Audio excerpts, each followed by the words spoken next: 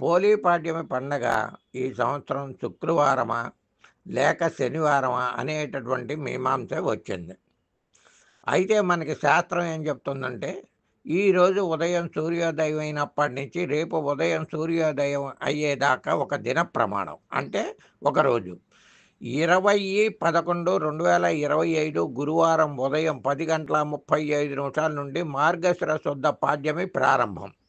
మరుసటి రోజు అనగా శుక్రవారం నాడు మధ్యాహ్నం 12:45 వరకు ఉన్నది కాబట్టి మనకి శాస్త్ర ప్రమాణం సూర్యోదయం టు సూర్యోదయం కాబట్టి మనకి శుక్రవారం నాడు పోలీ పండగ అయ్యింది.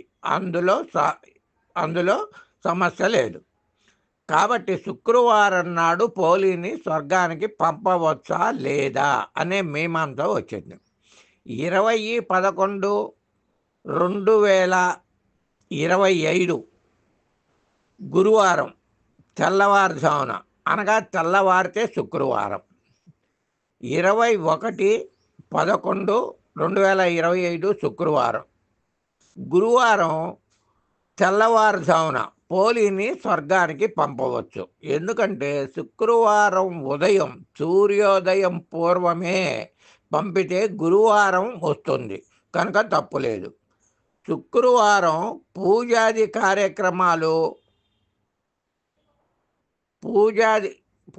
కార్యక్రమాలు ఉపవాసాలు మొత్తం మీరు చేయాల్సిన కార్యక్రమాలన్నీ కూడా చేసుకొని వచ్చును. పోలీని స్వర్గం పంపుట అంటే పోలీ పాడ్యమి రోజున చేసే ఒక ముఖ్యమైనటువంటి ఆచారం. ఈ రోజును పోలీని అని కూడా పోలీ స్వర్గం అని కూడా అంటారు. కార్తీక మాసం చివరి రోజున మహిళలు నదులు లేదా చెరువుల్లో దీపాలు వెలిగించి వదులుతారు. దీన్ని చేస్తూ పోలి బొందితో స్వర్గానికి వెళ్ళిందని శాస్త్ర యథార్థమైనటువంటి నిర్వచనం. పోలిని స్వర్గానికి పంపుట అనేటటువంటిది కార్తీక మాసం ముగిసిన తర్వాత వచ్చే పోలీ పాడ్యమి రోజున చేసే ఒక ప్రత్యేకమైనటువంటి ఒక ఆచారం.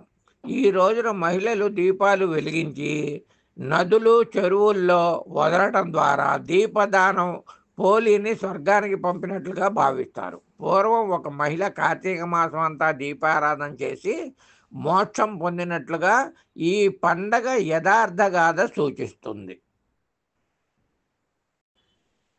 ఈ పోలీ కథ తప్పకుండా వినాలి. ఈ కథ వింటేనే చేసిన దాని యొక్క ఫలితం వర్తిస్తుంది. వెనకటి రోజుల్లో ఉమ్మడి కుటుంబాలు ఉండేవి. ఒకరికొకరు ఎంతో అన్యోన్యంగా ఉండేవారు. కానీ ఒక్కొక్క వ్యక్తి మీద ఈర్ష్యాద్వేషాలు కూడా ఉండేవి. ఒక కుటుంబంలో ఒక స్త్రీకి 4 కొడుకులు 4 కోడళ్ళు ఉండేవారు.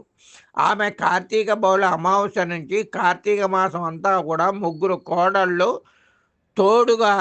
తోడుగా తీసుకొని నదీ స్నానానికి వెళ్ళి దీపం పెట్టి వస్తూ ఉండేది. చిన్న కోడలే ఇంటి చాకిరంతా కూడా చేస్తూ ఉండేది. ఆమెకి పనులను అప్పగించి 3 కోడళ్లతో ఆలయానికి వెళ్ళి పూజలు చేసుకొని వచ్చేది అత్తగారు.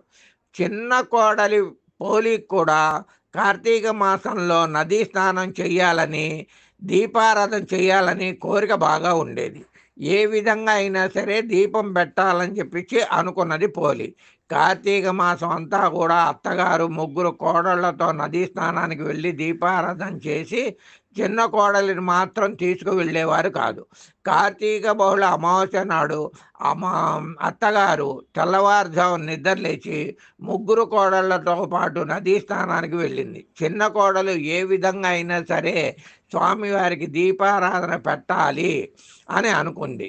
వెన్న చిలికినటువంటి కవ్వానికి అంటుకొని ఉన్నటువంటి వెన్నను తీసి దాన్ని కరగబెట్టి నేతిగా తయారు చేసి పెరట్లో ఉన్నటువంటి పత్తి చెట్టుకి ఉన్నటువంటి పత్తిని తీసి ఒక పత్తిని కాడను తీసుకొని వచ్చి పత్తిగా చేసింది. బావి దగ్గర స్నానం చేసి తీసినటువంటి వెన్న నీటితో బొత్తించేసి దీపారాధన చేసింది. ఆ దీపారాధన అత్తగారు చూడకుండా ఉండటానికి ఒక గంపను మూతగా పెట్టింది. అప్పుడే ఆకాశం నుంచి దేవదూతలు పోలీ కోసం విమానాన్ని తీసుకొచ్చారు. పోలీ ఆ విమానాన్ని ఎక్కి బొందితో స్వర్గానికి వెళ్ళింది.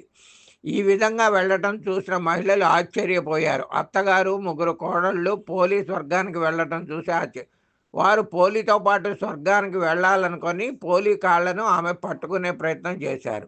అప్పుడు విష్ణుమూర్తి ప్రత్యక్షమై చిన్న కోడల్ని వదిలిపెట్టమని మిగిలిన ముగ్గురు కోడళ్లను మాత్రమే తీసుకొని పూజలు చేశారని, మీరు స్వార్థంగా ప్రవర్తించారని చెప్పి స్వామి అన్నారు. అందుకు అహంకారం, నేనే భక్తురాలిని అనే నమ్మకం ఎదుటివారిని దూషించి వారికి దైవ కార్యం చేసుకునేటటువంటి అవకాశమే ఇవ్వలేదు. ఆమె భక్తి ప్రపత్తులతో స్వామి మీద నమ్మకంతో నాకు ఇస్మంత సమర్పించినా చాలు అని స్వామి చెప్పి మీరు శ్రద్ధ లేకుండా చేసినటువంటి దీపాలు పెట్టుకున్నారు. కానీ ఈమె ఒక్కరోజు ఇంట్లో దీపం పెట్టుకున్నా భక్తి శ్రద్ధలతో పెట్టింది. పురాణ యథార్థ గాథ శ్రవణం చేసినంత ఫలితం.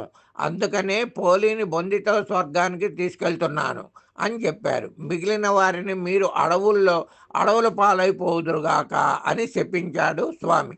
ఈ కథను విని అక్షింతలు వేసుకున్నట్లయితే కార్తీక మాసం అంతా కూడా పురాణ పఠనం శ్రవణం చేసినంత ఫలితం కలుగుతుందని స్కాంద పురాణం యొక్క నిర్వచనం.